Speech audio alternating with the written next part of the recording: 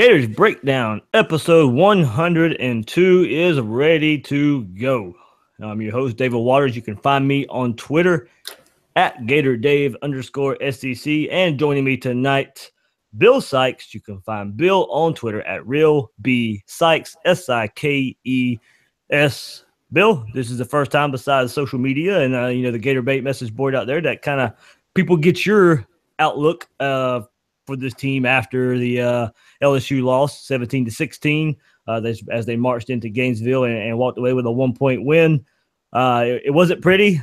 It kind of the same old. It brought back some despondent memories of this offense a week after we thought they may have found something against Vanderbilt, but it was the same old when LSU came into town. Yeah. Oh man, here we go again. It's your defense gives up 17 points and you lose homecoming to Ed Ogeron. I mean, what in the hell is going on? We have a lot to talk about tonight, Dave. We're going to have one of those. It feels like we're going to have an intervention amongst the fan base tonight. Just not at them, just with them to collectively together. I just feel like we need to identify the problem together. Yeah, and hopefully we can do that, and it's not, the last thing we want to do is be negative and, throwing everything at the staff and the team. It's not what we want to talk about. We'd rather talk about positives. We'd rather talk about winning, but that's just where it is right now. So yeah. And listen, hey, here's the thing, guys. If you're listening out there right now, and look, I listen to podcasts too. I read articles too. I'm as big a fan of the Gators and enjoy it in the same way you guys do. If you're thinking right now, they're going to rehash the same old stuff and talk about Doug Nussmeier and talking about tempo, that is not what this podcast is going to be about. I feel like we really do have some fresh insights on this. I feel, honestly, like what we're going to address tonight, the big picture stuff, is stuff that really nobody is engaging in this way. And some of it will be. I mean, because, there's some the issues are the issues. Yeah, some of it is going to overlap. But there's some things out here that Dave and I have been discussing today that I think you guys might find thought-provoking, whether you agree with it or not. But just understand, we're saying it as Gator fans.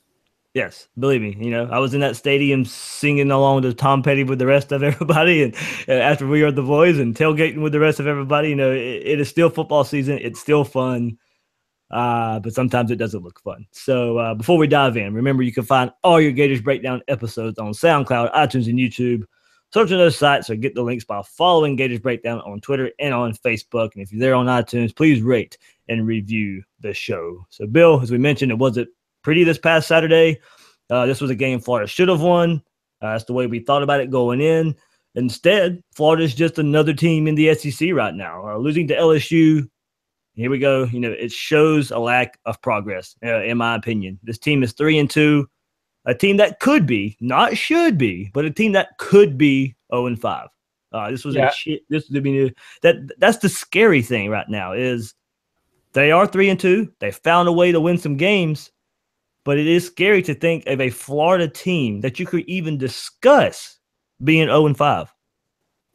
Yeah, and look, I know people don't like that, and they say, "Well, we are," and you can't say that. You're right. The wins are in the books. They're good. We're only saying that about as we're evaluating here at the midseason point and what we believe is a turning point game for the season. And maybe not for Jim McElwain in the big picture, but maybe certainly could be.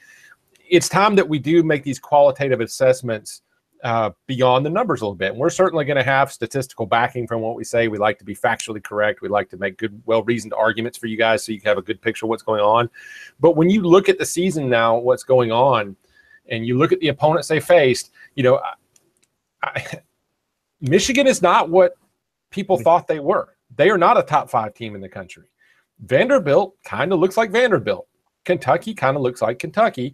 And Tennessee still has Butch Jones. And until that changes, the wins on the schedule aren't looking very impressive right now, especially when you consider how close they were and the losses they have are against two. I mean, Michigan's a good team. I don't think LSU is better than average. They're not. It's just not pretty.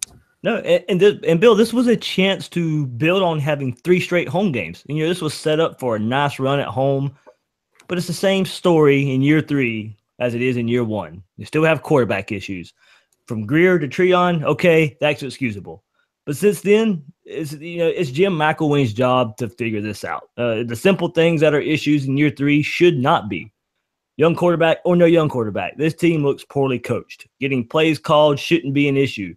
We keep hearing about how McElwain wants to go up tempo and use Florida speed. Well, where is it? If you want to do it, then there should be no excuse not to do it. The excuse of having a young quarterback does not fly with me when there's other young quarterbacks around the country, that have coaches trusting them to play the position. Whatever the problem is, it ultimately falls on the staff. If it's a player issue, well, this is year 3. These are mostly your players now. If it's a coaching issue, well, that's self-explanatory. Jim McElwain was hired first to fix this team. And where is this team better in year 3 under McElwain than it was from the previous staff? Don't kid yourselves that McElwain was hired to fix this offense. That's his background. And it looks no better in year 3 than it did in year 1. Now, I'm no way, absolutely no shape or form should Jim McElwain be fired right now. I'm not calling for that at all. But something has to be done. You can change something, if you can change something philosophically with the current staff, then it needs to be done. If you need to change staff members to get it done, then get it done. But therein lies the problem. I believe something drastic needs to be done. How long does it take that drastic change to see something positive? How long does it take to see progress? That was the big thing for me personally coming into this season. I wanted to see progress, and that's the issue I see right now. He's been working on this for 2.5 seasons, and obviously right now it's not working in the vision Gator fans want it, and most of the nation thinks Florida should be. So how much of a change does it get to take? How much of the change does it take to get working? Well, first, let's just say this. I heard – I don't want to sling mud across media outlets or whatever, but I've heard some things people have reported on this game today, and they questioned the effort and the want to from the players. And I just think that's ridiculous. And I think there's a lot of finger pointing at small things. And we're going to talk about the big picture thing tonight. But this LSU game, kind of like you're saying, it was lost in all phases. It was lost from the top. We can analyze each phase of this game, and the offense does not appear to be improving. You name it. The running game looks better, and as we'll talk about and as we discussed today, it's still not up to where Muschamp had it at some points. It's better, but it's not good. It's still in the at the top of the bottom quarter of the country, or bottom third anyway. What do you say about this loss?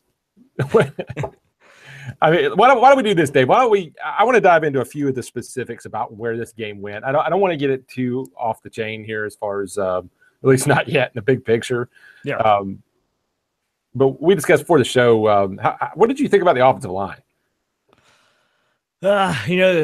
Run game, okay, like you said. I still think that there was enough there till you could point to Malik Davis's yards per carry. A lot of it's him. A lot of it's him making some plays. A lot of it's him making yards.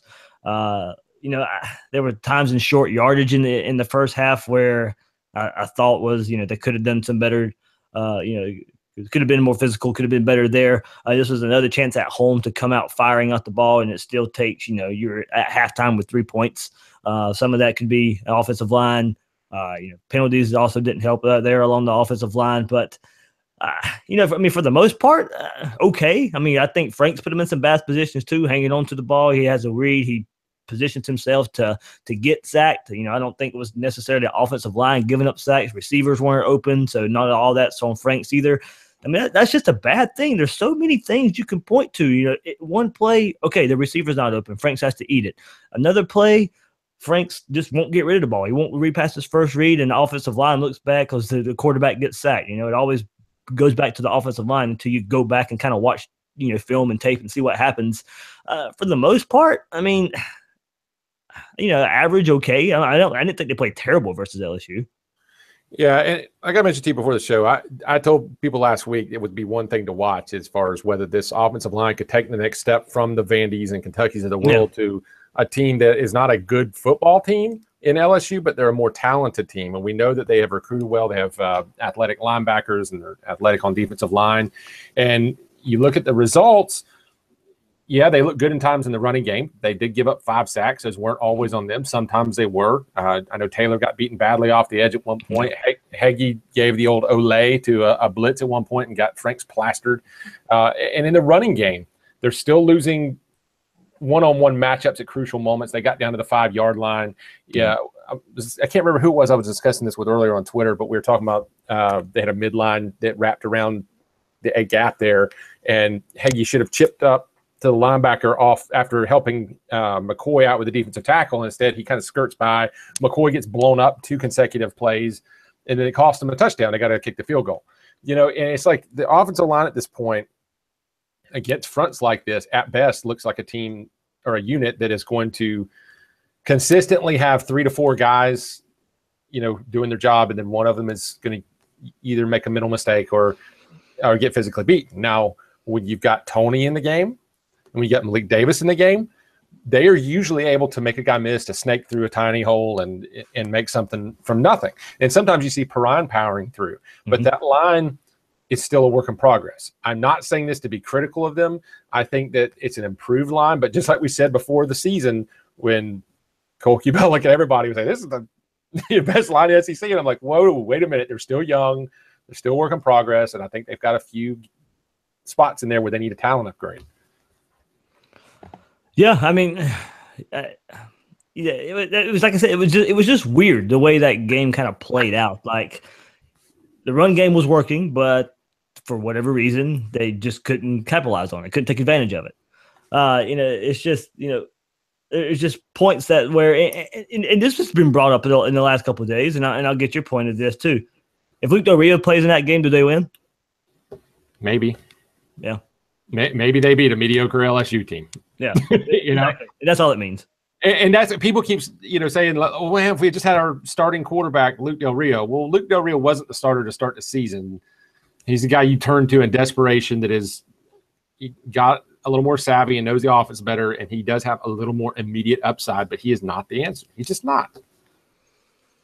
Yeah. You know, go to the other side of the ball on defense, you know, slow start, but figured something out, and 17 points should be enough. Yeah, and we talked about this too, man. I know that other podcasts said that Randy Shannon doesn't make adjustments and he's not a defensive coordinator. Randy Shannon made adjustments. He is a defensive coordinator.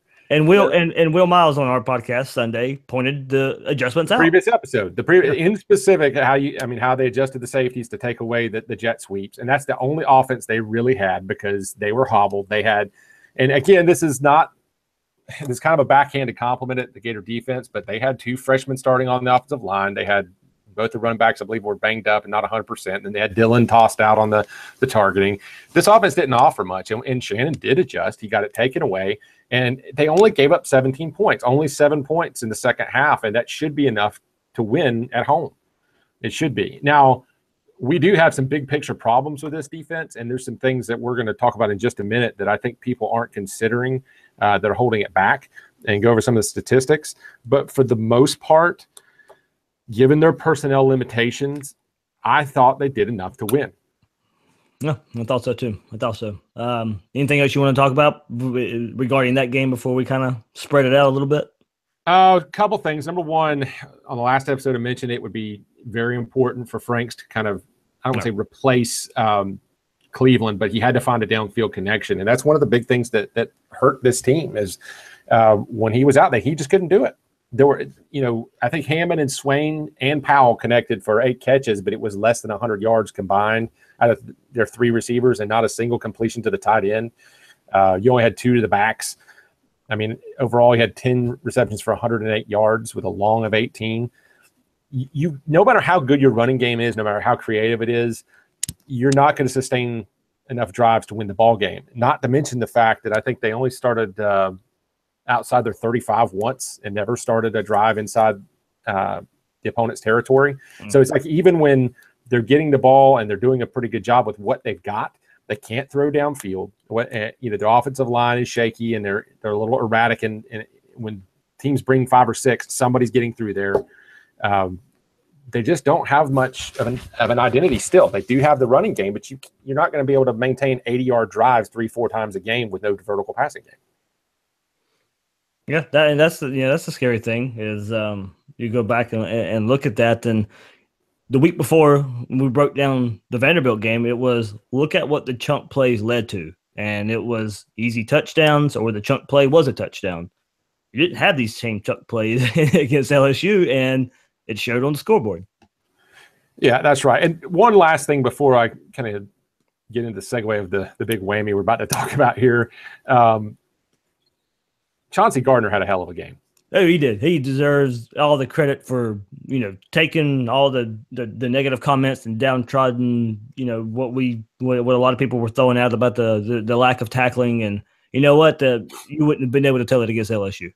Yeah, and maybe that guy ends up a first-round draft pick. Maybe that guy ends up selling insurance or stockbroker or celebrity chef. I don't know where that guy's heading. Okay, but in life, man, to respond like that after you take all that public scrutiny and respond with 12 tackles, 7 solo, play through an injury, and even on the last series when they should have been coached to let the other team score, he's out there just knocking heads, man. And that was impressive to me. That was legitimately impressive to me on a personal level. So I say more power to him. Yep. So, Bill, after LSU, as we mentioned, 3-2. Talked about, how much of a change does it take, to get this working? Can it be done this season? What can we point to believe Jim McElwain can get this thing right?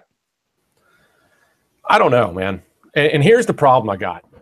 When we look at this team and we look at the criticisms that are being leveled out here, you hear assistant coaches being blamed, not even coordinators. I don't like Kerry Collins. I don't like Chris Rumpf. I hear Shannon's not paying enough attention to the safeties. Obviously, Nord takes a lot of heat for the special teams. I think rightfully so. The tight ends have disappeared from the offense. You go right down the line, and then you get to the coordinators, and people are all over Shannon and saying Shannon's scheme doesn't work. And you hear Nussmeier is this and that and the other. And I get that. If you've got one bad manager in an organizational structure, okay, fine. That's a problem guy. If you've got 8 out of 9 or 10, it's the guy that hired them. And here's the problem I got with this. When we look at what they are doing, they are playing scared on both sides of the ball. They are employing a protective philosophy. You've got Randy Shannon, who is lining up playing base, and I know that's his style, but he doesn't want to give up a big play. Some of that's due to youth. Some of that is due to talent they just don't have there. And then you look on the offensive side of the ball. We talk about how they're scared to trust Franks, and it's because they don't have the guy that can execute their system. And they don't have the line that can come off and block people in the power schemes they want to run. People don't want to admit this, and you have people that have been saying the exact opposite of this for a while that are now backpedaling, and they can't say this. He has not recruited well enough to run the systems he wants to run because those systems they depend solely on you having superior firepower on both sides of the ball. Like 2001 Miami, if you got DJ Williams and you got Sean Taylor and Antrell Roll and these guys and Vince Wilfork, you can line up and play your base and dare them to beat the man in front of them. If you've got Alabama's line and you've got these Trent Richardson and these guys on offense and you've got Julio Jones, yes, you can throw vertical and you can run right over people. And you can survive with a game manager quarterback. That's exactly right. But Florida has not recruited well. But now all the people that have been lying to you and telling you stars don't matter can't turn around and say, oh, wait, they don't have the talent after all. All these guys that I told you were awesome to sell subscriptions are not as great as we think. That's not to say their players aren't good. You look at a guy like David Reese, very good linebacker in the box. He's got very good upside. The guy might be an NFL linebacker one day, but he's not an every down sideline to sideline linebacker. I don't believe he's ever going to be that guy. And so when you've got these guys that have upside and they're good players, but they're not great players, you can't play systems that depend on great players. Not to mention that these systems are somewhat antiquated and are dated by 10 to 20 years. Yeah, I mean, that system, there is easily ways to, as you said, for years, they've known, offensive coaches know how to beat that system. They know how to beat that base defense. They know how to beat a 4-3. In an antiquated defense is kind of what you talked about. And a part of this is, and I don't really, I think the defense has been okay. I'm not saying they're terrible. I think they've played well enough to, the Michigan game was a little bit of a slow start. And hey, we expected a step back coming into this season, which is why we knew this offense had to take off. This offense had to progress. We expected some fall off on defense. And I still think they've played well enough if we got the offense we kind of expected coming into this season to get by. For the most part, I think they've played okay. If they had some more third down conversions from the offense to keep them off the field, that would help even more. It's just, but there are times when they could help themselves a little bit by being more aggressive. This is 3 games in a row now where there's been no turnovers, and they have forced no turnovers. And with the laid back, non-aggressive style, no, don't get me wrong, they have dropped some interceptions. They've had plenty of chances to get turnovers, but when's the last time you've seen an opponent fumble against Florida? There's the aggressiveness in that part of it too. That's when you cause fumbles, that's in a way an aggressive style of playing as well. When you can cause fumbles left and right, like Gator defenses have passed, but three games in a row with no turnovers. A lot of that is aggressiveness. They know, offenses know how to attack this defense that just lays back in. Don't get me wrong, there are pressures brought, there is blitzes brought sometimes, and the like. LSU in the first half, I pointed out one last night that I showed on film with Kylan Johnson blitzes, and a great play call by Mike Canada. He throws it to a tight end where Kylan Johnson came from the blitz. It was just wide open. Nick Washington had a chance to make a tackle. He gets bowled over, and LSU, converts I think it was a 2nd 8 or something like that. But, there are chances when you look at this 4-3 defense. And Bill, you and I think it was probably sometime back in March or April or something where we really dove into who Randy Shannon is and what Randy Shannon does. And with what they were bringing back on defense and the talent that they lost and his history of being a 4-3 and not really blitzing a lot, what we're seeing is, I'm not going to say I kind of expected it, but it's not really a surprise. No, it's not. And he wants guys, the linchpins of his defense, to be those linebackers that are big and rangy, Jeremiah Moon types that, have the frame to play in the box, but they can get out there and cover a tight end or what have you. And but these new systems are stressing this. They're in a sense, they're putting a stress on it. They are really going to test their ability when you have guys like Keelan Johnson, Jeremiah Moon on the edge, and even Reese and Joseph. They're going to have to be able to get out in the perimeter and make open field tackles. And if you look at this LSU game, I believe both their touchdown drives featured big time missed open field tackles by those guys. At one point, Johnson, and I know he was hurt, playing hurt, but he missed back-to-back tackles on back-to-back 3rd and longs. Like they had that was with the targeting penalty had happened. And so they had another chance at 3rd and long and converted both times after missed tackles. And so those missed tackles, that's just as big as a busted coverage or giving up a deep penalty or anything else. And it aided those drives. They're not a good offense. And those tackles turned out to be the turning point, just as Florida's offense was aided by a couple of calls that I'll talk about in a little bit. But I think, if anything, if I was going to kind of critique Shannon at this point, I don't like the lack of fundamentals. And it's not just the freshmen. It's the guys he's got coming back. I don't like the lack of aggression. But I do understand, while I would like to see him bring McWilliams and bring a couple of these guys, it's like a Steiner on a blitz, and, kind of hide their liabilities in coverage or tackling with just sending them as a rocket into the backfield. I understand what he's doing. He's trying to keep everything in front of him, and for the most part, it's working. They're not creating the turnovers. They are hurting the offense, but at the same time, they're not giving up a lot of big plays. And they're 55th in total defense. They're about average, but they're pretty good in the red zone at 24, 31st in sacks. Pretty good 3rd down conversion rate too, I believe. It was like 21st in the nation. It's very good on 3rd down. But then again, they're giving up a lot of chunk first downs and stuff. So, but they just, to me, they're very young in some places, and they're just not very talented at others, especially when you look down the depth chart. And there's one guy in particular, I'm not even going to name, but he was in on a 3rd and 2 that got blown up. They got a defensive lineman that just does not need to be in there on anything but obvious passing downs. He's really hurting them. But it's just a little ugly right now, man. Is that all you had for the defense, Bill? No, just, look, you need to understand that the fundamentals are hurting them, the busted tackles, going for big gains. But otherwise, I do see Shannon making adjustments. I don't think he is the problem on this team, but I don't like the fact that Jim McElwain has brought guys in on either side of the ball that this year are playing completely – they're playing defensively. And I don't mean that like defensive football. I mean they're not the aggressor. They're warding off the other team on both sides of the ball. They're not dictating to the other team. They're really not making plays. They're just manufacturing football in both phases there.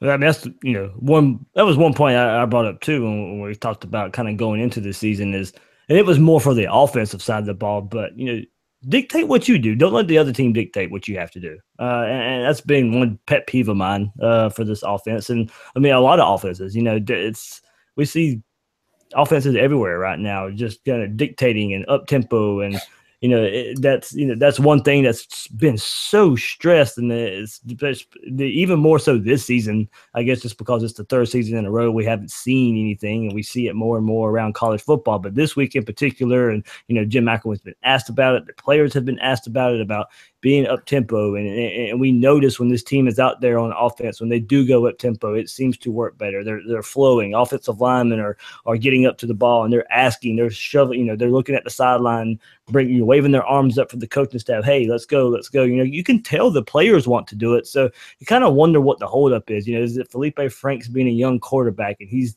not settled enough to get this offense up tempo? Is it Doug Nussmeier now moving up into the booth and they have to relay a play down to the sideline, and it goes to the sideline and it goes to the players? I don't know what you can necessarily look at as to what the issue is in year 3 with this. I mean, I know the quarterback is new. I get that, but these are things, but this is his second year in the system. These are things that, we have looked at in this offense that we know can help this offense, but it's still, the lack of basics. And that's, that is a basic in college football right now, is going up tempo, figure something out, keep the defense on their heels. Don't let them substitute. Don't let them set their defense. And yet we see this team take forever to snap the ball, and the defense is in place to stop whatever they're doing. Man, you talk about picking anything you want to talk about on offense, and it's just generally not good. I mean, like, even where they're good, they're bad. And I say that like I know one person tweeted out during the game that they're number 1 in red zone percentage in the entire country, and that is true. They're also 120th in red zone attempts. So it's like, great, you're getting down there in scoring. You got a kicker that's going to ensure you score. You're not turning the ball over. They generally don't turn the ball over a whole lot, but they're not getting down there. They're losing the field position battle. Thomas Goldcamp mentioned that they're 124th in plays run per game. Like you said, they're averaging 60.8 a game. Hell, C.J. Henderson, the cornerback, is still tied for 3rd on the team in scoring. Oh, I mean, what do you say to that? 84th in third down offense, 80th in scoring, 120th in first down, 110th in sacks allowed, which I know that falls some on Franks and the other quarterbacks, but it also falls on the offensive line. They're 88th in turnover margin, 102nd in total offense, 95th in passing, 74th in rushing. I'll tell you what I think is happening. So before you leave that stat, for as good as it looks, and for as much as we like Malik Davis and all that, still 74th. 74th, and I would remind you that 3 of Muschamp's 4 years were higher than that. He had 73rd his first year, 39th his second, 87th and his third year, and that was the 4 and 8th year, and then 41st his final year that he got fired. So it's not good, Okay, before you leave that one, I'll throw another Muschamp stat at you. I hate to do this, but I'll throw another one so you can go on. Stat I saw today on Twitter, kind of mind-boggling, but Atlanta Sports Guy on Twitter. In their first 32 games, McElwain has averaged 23.8 points per game. Will Muschamp, 25.2. So a guy that is supposed to be an offensive guru compares less on offense to Will Muschamp's and his offensive output for their first 32 games. Inexcusable, and another sign of lack of progress right now. Yes, and before you think to yourself, but wait a minute, Jim McElwain had 2 cupcake games canceled. I did the math. If he averaged 45 points a game in both of those, he would still be slightly worse than Muschamp. It's just not happening on offense. And when I look at this, again, what I see, I know people don't want to tell you this, but it's a team that they recruited this system to be the new Alabama. Well, if you're going to do that, even though Bama's not even doing this anymore, you got to have superior firepower.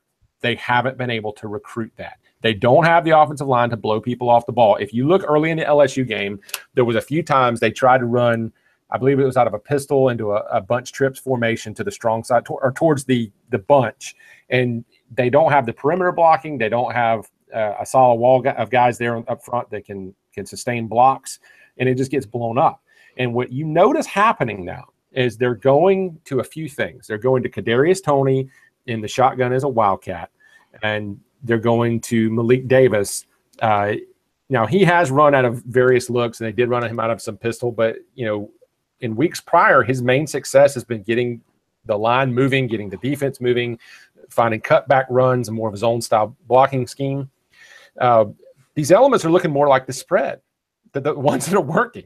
But it's completely disjointed because it's like you go to one style for the things that are working and then instantly crash back into this putrid offense you got. It's like you run Tony out for one play in the shotgun and everybody in the stadium knows what it's going to be.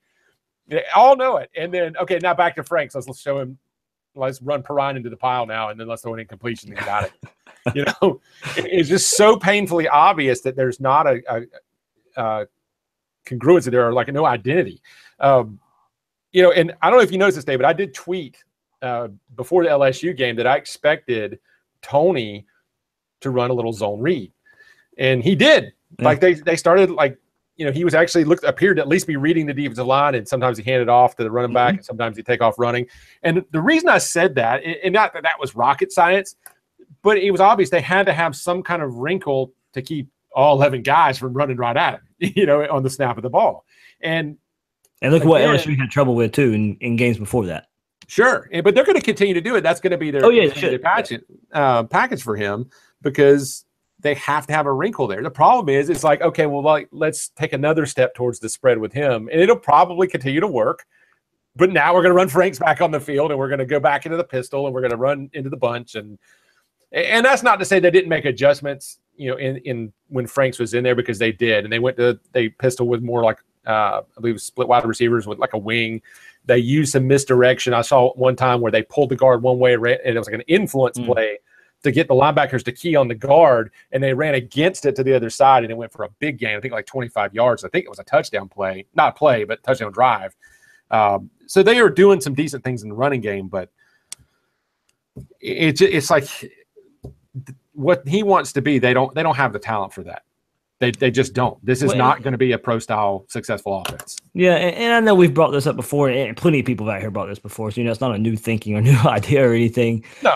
But even, we talk Alabama and the way they recruit and the way they do it, but even they've changed philosophically a bit. Hurts has come in and spread that offense. They have a running quarterback, and you know what? He's not slinging the ball everywhere either, but that's another point of us talking about, hey, when you recruit the hosses and you recruit the monsters, you don't have to have this great quarterback to go out there and win you a game. You can have a quarterback who doesn't have the greatest arm but gets things done with his legs, or you can have the game manager type of quarterback if you have this offensive line that can overpower everybody. And Florida should be able to recruit that way. They should be able to in the state they're in. We've talked ad nauseum about that, so there's no sense in really diving back into that too much. But, if there's one thing we can point to, that Jim McElwain can get this right, yes, it is the recruiting. It is the 2018. It is the 2019 class that, as of right now, is looking like he's bringing in some top-tier classes and getting, the recruiting that Florida fans expect and the nation expect for those type of players to be coming in at Florida. But the big thing from what we've seen from 2.5 seasons is their confidence in him developing that talent. I think that it's just been a mixed bag. I mean, really, I don't think the top end talent that he has brought in has quite lived up to the billing in most cases. When you look at the highest rated players he's brought in, I don't know that they're exactly playing at that level. Sure, he's found a couple of gems like every Florida coach has in their tenure, in the last 15, 16 years. But when you couple, and I'm just talking results, guys. Like, I'm not trying to make any kind of statement here. You guys know how I feel about recruiting, but when you look at if your 5 stars aren't playing exactly like 5 stars and you don't have a lot of 4 stars and only some of your 3 stars are exceeding their value, and this is what you get. This is what you get. I've been trying to tell you guys, and I think they've got a talent problem. I do. And that's another reason But hey, let me say this, Dave. Let me say it before everybody crucifies me. At the same time, do they have enough talent to be a lot better than they are right now? You're daggum right they do. And that's why we're so disappointed. We can see, well, I think we can see inklings enough that they should still be better than what they are. And all we wanted this year, and look, I didn't expect an SEC championship. I didn't expect the college football playoff appearance. Right. I just wanted progress from the offense because I knew this defense would take a step back. That's why we're just so disappointed is we're still not seeing the progress from that side of the ball that is supposed to be better under Jim McElwain. And now look, I know and going back to recruiting and kind of intermingling it with what the problem is right now. Look, I know the injuries and I know the suspensions are brought up as excuses. But what have we seen from the previous 2 offenses that ranked in the hundreds with Callaway, with Scarlett, to make us think they'd be any better this season? And so with the suspensions and with the injuries, that's one reason, you more so than me have stressed the recruiting angle of it. Because look, when you have these injuries and when you have these suspensions, it would be better if you could fill them in with another 4-star, highly rated 3-star, guys you could count on. But when this recruiting has fell off the way it has under Jim McElwain, and look, they're good classes. They're not the Florida classes. They're not the Florida classes we expect. This is what you're going to get when you have to fill them in with guys. Christian Garcia, a walk-on linebacker, that shouldn't happen at Florida. Come on, it shouldn't happen, and it shows at times. And that's what we talk about. While the injuries and suspensions, if you want to bring them up as excuses, okay, I'm not going to. Yeah, here's a better way to say this, guys. And like I said, I want to clarify my statements. It's not all about recruiting. You got to have coaching, and that's just a fact of life. You got to have both. But my statement is more to say, if they're going to line up man over man and try to run these systems, run Jimmy Johnson's defense from the early 90s, and if they're going to run this pro-style offense that Bama has now vacated, they better be really good at every position. And they're just not, at least not yet. Yes, recruiting is on the uptick, but they don't have that kind of talent. And I think this is what you get when you try to do that. And here's my problem with that. And I'm going to get to the coaching big picture in a little bit here as we kind of move towards that. Mm-hmm. But if you're going to run this offense, why not run tempo? Why not script 5 plays for Tony and rapid fire them as a true change of pace in the tempo and the style? Why not incorporate some RPO? Why not incorporate some of Franks' legs in this whole thing? Let him, like Etling, burn them 2-3 times a game. He's got, I think, Aaron Murray type of capability with his legs to burn you for a first down here and there. Why aren't we taking advantage of any of these things? Why do you come in with a trick play that looks like the worst thing ever designed? It's just. And you can run 2 or 3 zone reads with Franks to keep defenses honest as well. It doesn't have to be the basis of your defense, but can we see some spread elements? It wouldn't hurt. Because if you're telling me the guy can't handle RPO, the guy can't handle a different snap count, the guy can't handle a read option. Whose fault is that? Well, you brought him in here, Mac. It's one of 2 things. Either you can't get the guy up to a functional level coaching wise, or you chose the wrong guy. There is no other way around this. And people want to talk about, Del Rio got hurt. Greer. Mac brought in Appleby. Mac brought in Zaire. Mac brought in Franks. Mac brought in Trask. Mac brought in Jake Allen.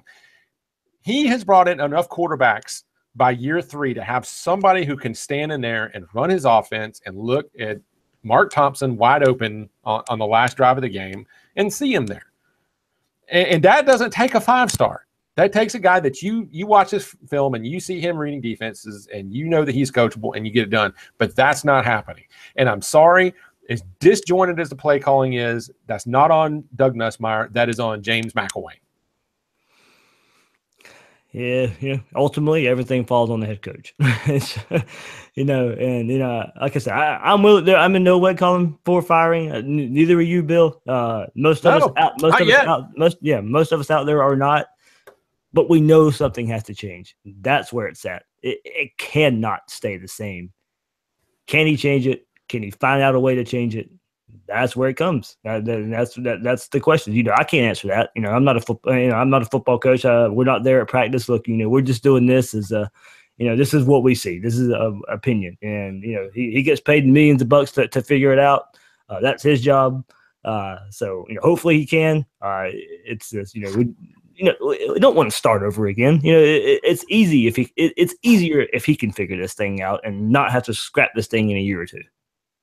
Yeah, and Dave, you mind if I hit real quick on the plan to win before we kind of get into Texas A&M on there you go. The big picture? Look, we talked about talent, how it's not matching what he needs scheme-wise.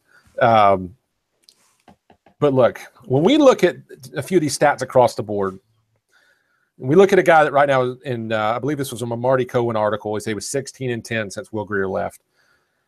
You're 71st in rush defense, 110th sacks allowed, 120th red zone attempts.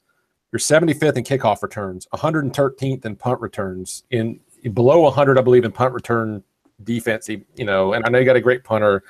Even with probably the best kicker and the best punter in the nation, I think their ESPN special teams efficiency rating is 48th in the nation. We are seeing failure in all three phases. We're seeing positions completely drop off the map, and now they're affecting the game, and like tight end. The special teams are a hot mess. Having a good kicker and a good punter doesn't count. Pinheiro was, you take him out of the box and let him kick. Okay? It's just not happening in all three phases. And my question to you, and my question to Gator fans, and no, I'm not calling for a firing, but I'm saying if we look and say, let's not be in denial here and say that, oh, this team's on the cusp and you don't know what he was dealt. They're almost there. Offense, defense, and special teams are trending all three in the wrong direction. And my question to you is, you look across this program right now, any of those three phases, if you look at it beyond that, play calling, coaching hires, recruiting, schematics, just X's and O's, time management, like clock management. If you look at any of that, where is Jim McElwain's thumbprint on this program right now where you say that is big league, this is the right guy, that's greatness, that's Gator greatness for football? Where is it? Where? Ouch. Okay, he got it into a practice facility that was already probably going to be built. Yep. So other than that. Yep. I mean, and like I said, I kind of said earlier, I mean, the thing you can point to that is positive is future recruiting. You know, you mentioned recruiting, and that's, you know, maybe why Florida is where they are right now. 2018, 2019 classes are going. You hopefully have your quarterback and Corral coming in who can be the spark, who can light the program on fire from the quarterback position. That's the only thing that's trending up right now. Yeah, and those guys aren't here yet. No. I'm just, you're right. I mean, I think the problem I got, and I love it, and I love where they're going. I love the board right now, and I mean, this could still be a historically good offensive class for Florida. I mean, this could be the one that changes everything. But this is a long season, and while it is an essential truth of recruiting to say that wins and loss records do not always affect recruiting. I mean, you could have a 6-6 team that has a top 3 recruiting class. It can happen. But at the same time, I think it's more important to look at where the narrative sits that they're being sold. And they are in this, 4th recruiting class of Jim McElwain being sold a narrative that they're on the cusp. And it's going to be interesting to see. Now, the benefit of that is they've got an early signing day coming up. Can he wrap this up? But regardless, guys, if we're retreating to that to say, we want to give this guy more time, and I think we do need to give him at least more time for now. If we give this guy more time because this recruiting class is coming in, that's not a good reason. No. Because whether or not they show up or not, you are now saying, I believe that this guy can do something with resources that he does not yet have.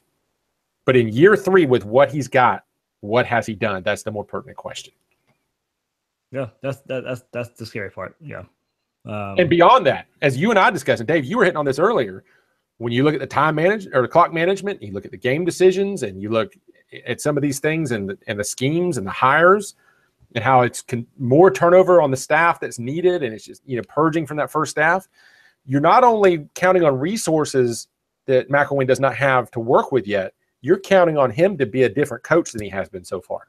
Yeah. So what are we basing that on? I mean, because we admit, and and you and I talked about this, and I worked with Frank Frangie, who wrote a really good article about blowing up the offense, and he and I talked about it a little bit, and you and I have discussed that article. And if you blow up this offense and go with the spread route, and Doug Nussmeier is no longer the offensive coordinator after this season. Okay, so what does Jim McElwain do? Does he bring in an offensive coordinator to do that? Does he bring in an offensive coordinator who is complete, up-tempo spread, something that Jim McElwain doesn't want to do? How does that work? Do you bring this guy in to completely reinstall an offense and make it his offense? Do you just install bits and pieces of it into an offense that you already know how to run? What does that look like? And Will Muschamp, we saw the problems look. Remember Will Muschamp's press conference? He came in here. He came out and said it. He wanted to be a power run team. He wanted to stuff the ball down your throat.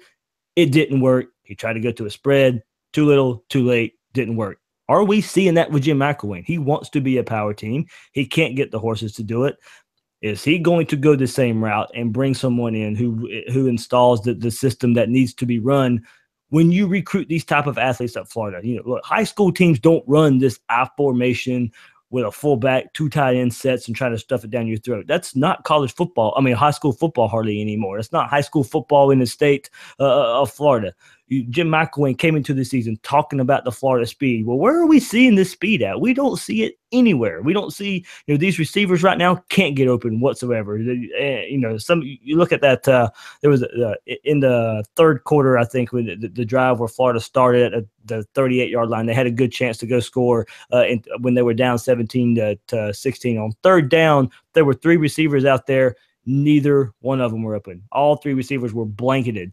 So you look at this, this Florida speed Jim McElwain talked about, and we don't see it. So even if it's not Jim McElwain, for whatever reason, for a year from now, 2 years from now, and you bring in another system, you're starting completely over from what from the offense that's there right now. So it mainly is to go back to the Frank Frangie article about blowing up this offense and implementing a spread, up tempo, no huddle, all that good stuff that we see, or offenses blowing up across the country right now.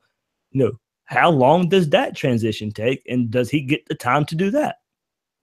That's a good question, and I think that'll largely depend on how things finish this season. I still think it's likely that he starts the season next year as coach, and there's kind of a cream puff schedule, and so maybe between an unlikely strong finish. I mean, I know we're going to talk about Texas A&M and the rest of the season here in a second, but it is possible. And guys, listen, I'm not anti Jim McElwain. I am pro Florida, and I hope he can get it straight. I'm not making a judgment about his efforts or even his ability. I'm only judging his results. And based on the results, it's not happening in any phase right now. Recruiting is certainly looking better, but that's about it.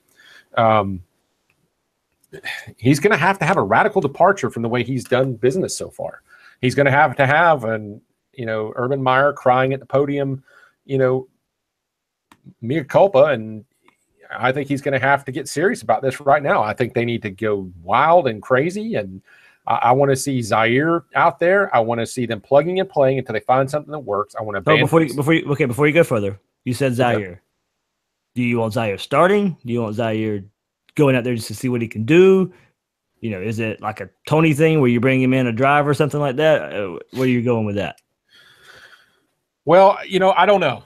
I don't know that I would necessarily start him, but I think they at least need to start giving these guys whole series. I think that Tony should get whole series at quarterback right now. There. Yep. 5, 6, 7, 8 plays in a row. They should have them scripted. I think there should be a second and a half between the whistle and the snap. I do. I'm not, obviously a big. Yes. Yeah. But I mean, look at the Auburn Trey Marshall type of offense. He had a little bit of arm on him. He could throw the ball there, but I mean, that's what you're talking about. It is play it's not after like play they're after play after play. Passes now. Yeah. If Tony is inaccurate and can't hit a guy 15 yards down the field, what changes from right now? You're right. We got 105 yards or whatever it was passing. I think, yes, give Zaire a shot to take the reins. If it's the first series, so be it.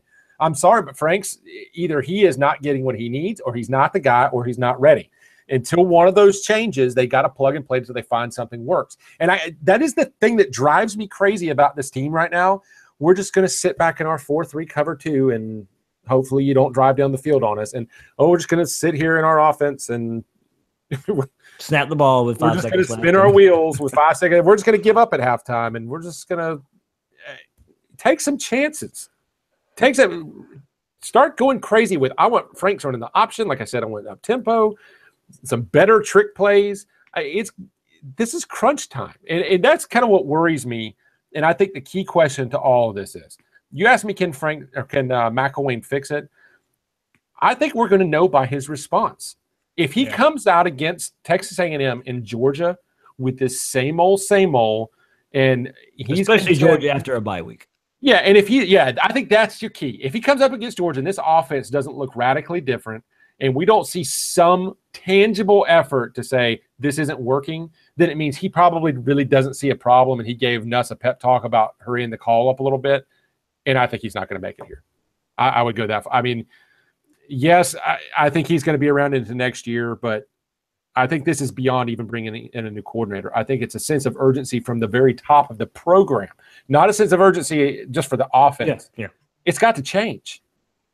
Fly around, be young, come off the edge of the blitz. Let Franks air it out. Let's just change something.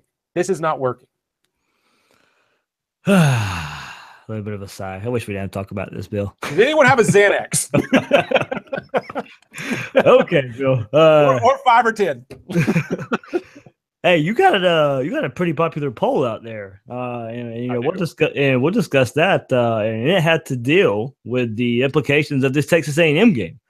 As I mentioned, you had these 3 home games in a row with Vanderbilt, LSU, Texas A&M. This was a chance to, really get something going at home. You go 3-0, go into the bye week. And we just talked about going into the bye week and maybe trying to figure something out on offense. When you go play Georgia, you find a way to win these games. You came up 1 point short against LSU. Now a Texas A&M team rolls in that played Alabama very well. Before that, their only loss was a crazy comeback by UCLA in the first game of the season. And Bill, you posed the question: is this a must-win game for Jim McElwain? And I don't know if you meant it this way, but I'm going to put the caveat of it myself. It is a must-win game for 2017, and that's where I'm going with it. For the rest of this season, it is a must-win game. After that, just say you're 3-2 with a win, 4-2.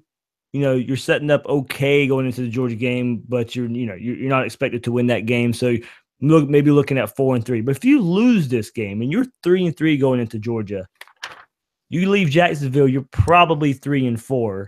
Then you go on the road to Missouri, then at South Carolina, UAB, Florida State. Missouri and UAB are maybe your only for sure wins. And a lot of people don't want to even put for sure wins with the way, until they see some things from this offense. But if you're 3-3 going into the Georgia game and you can only look at 2 more wins, you're just looking at that as 2 more wins that you probably can get. You're looking at 5 wins for the season. You're looking at 5 and 6 because of a canceled game. So this game is huge, I think, for the confidence, to get the ball rolling. It just in the win column. This team needs to win. It needs to win in the win column, for just the way it looks, for perception reasons. This Texas A&M game is pretty big. It is. And like you said, look, if they don't win this one, and I think they can, I'm not selling them short. Oh, at yeah, this point. yes.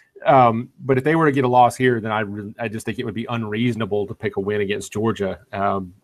Could it happen? Yes. But it would have to be one of those freakish things.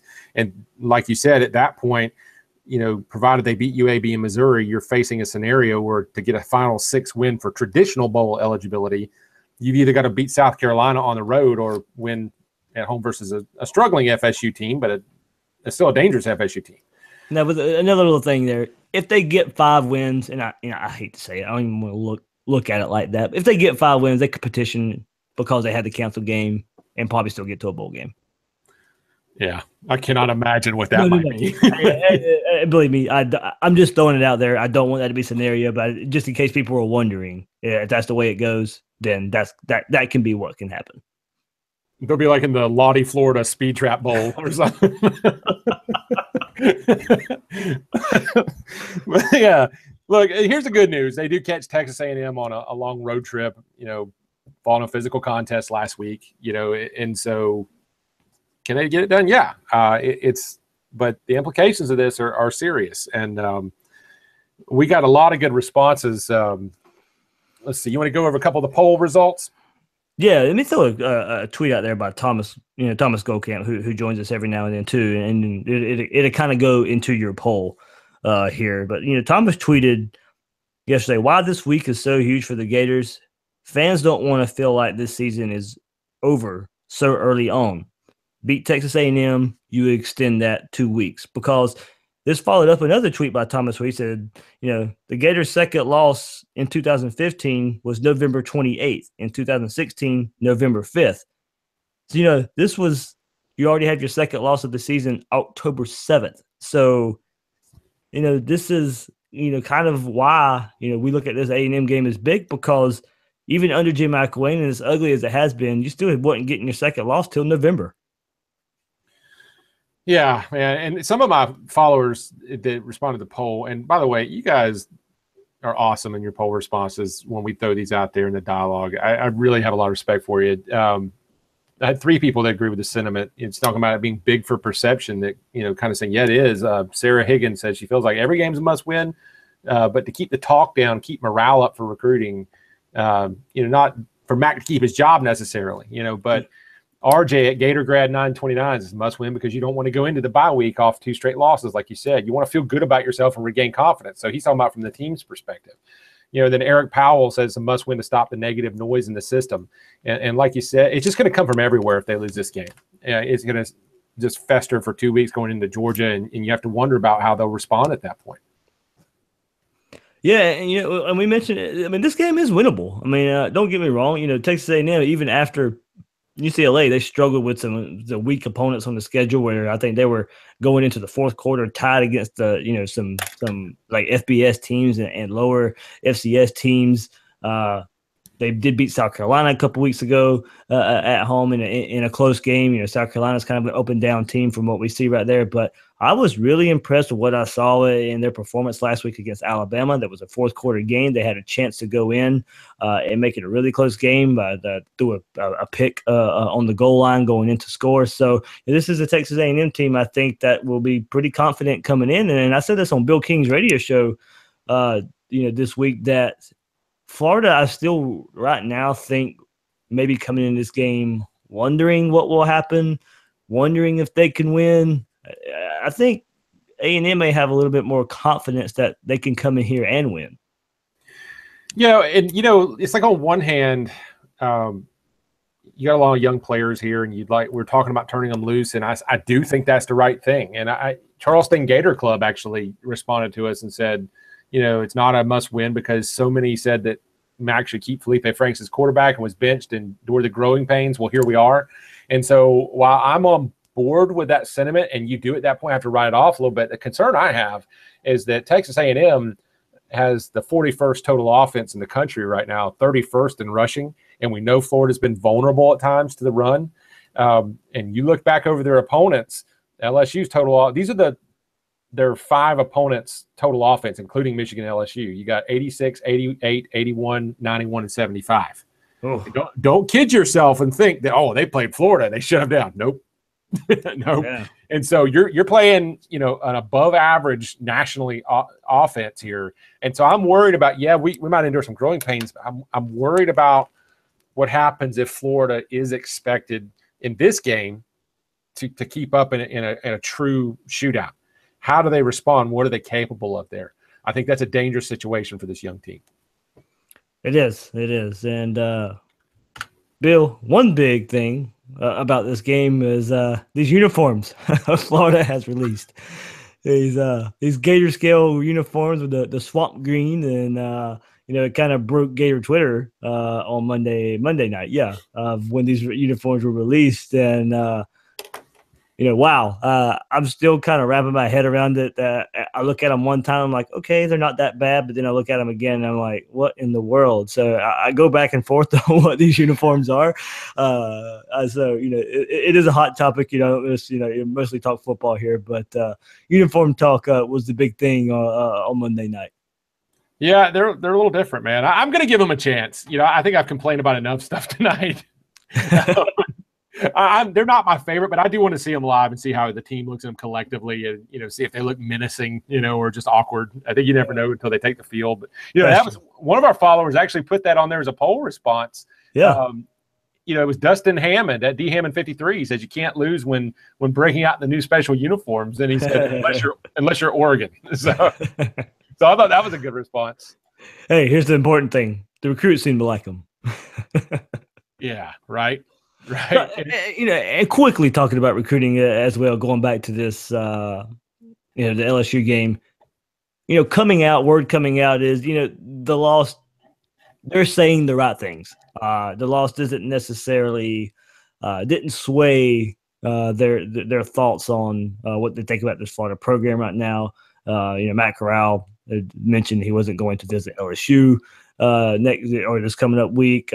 Jacob Copeland in town, and he was saying all the right things about being a Gator as well. So from the surface right now, it looks like the performance. They're impressed with the crowd. The crowd was great on Saturday. So it does seem on the surface that right now this loss in and of itself didn't really make a dent in a negative way in the recruiting world. Yeah, and I'm telling you right now, that may turn out to be the case, and maybe they come out, this class just stay solid. But recruiting is often a bumpy ride. It's full of twists and turns. And the problem they have right now is that every competing staff that's recruiting these high-profile athletes are saying to Matt Corral, hey, Matt, I thought you said that Matt told you he had this thing squared away this year and he was going to show you improvement on the field this year. And that weighs on these kids. And when you're talking about a kid that's coming from across the country, now, do I think he sticks? I think, yeah, he probably does. He's an early enrollee. It's getting late in the process, and quarterbacks tend not to flip so much like this late in the game. But this class could suffer if they don't start showing some progress. And if I may just go right back to the poll for a second, that was what a couple of our followers said. Ben Kraft, a friend of mine, responded. He said, definitely must win. It's a conference game. More importantly, has to show some sort of progress at some point. Mike Sizemore says yes, but if they play well and lose, it could go over better than a loss. And then Florida Zone says if Florida loses without offensive production, for example, 24-6 or 17-3, changes will need to be made. And part of that goes back to recruiting. They have to show these guys that the system works, because right now it doesn't look that way. Unfortunately. Anything else, Bill?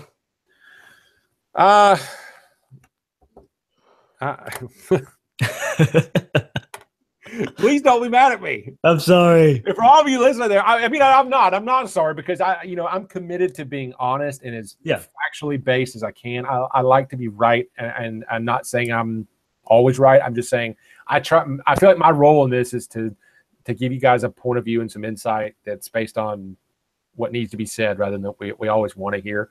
But I am pro Gator. Don't mistake that. I believe this team could pull it out. I believe that this team could win against Texas A&M.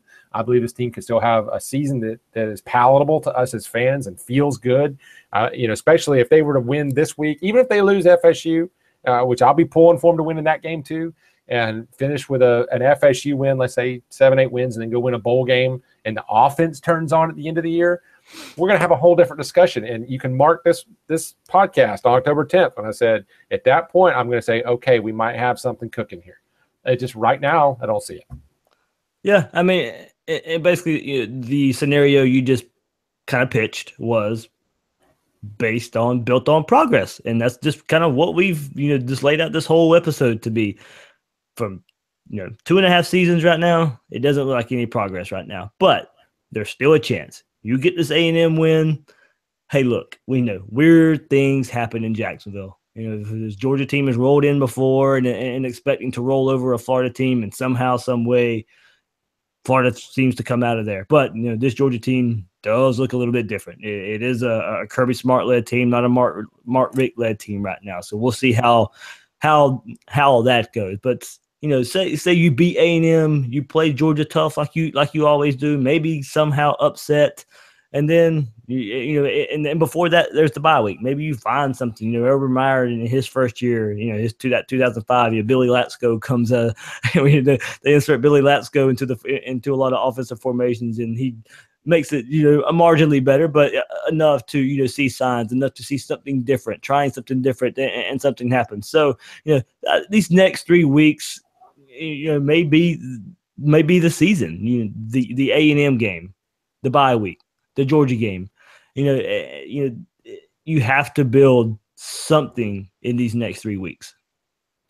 Yeah, and a couple last comments here. Broken Famous at Elite XL says 3-3 and going into Georgia will be too much pressure on the staff and players from fans and outside noise. A win at home after what just happened would be a confidence booster going into the bye week. Gives us that added time to fix issues, get healthy, and game plan for Georgia. I say amen to that. That's what I'm hoping for.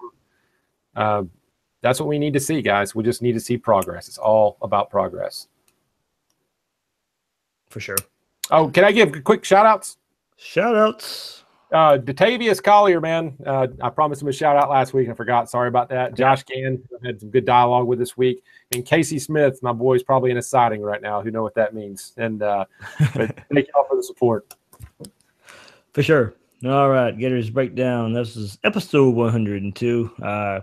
Pretty good, Bill. I hate to make it sound like we went off, but we kind of did. So it's and I feel like I'm getting some closure on the LSU game, Dave. There we go.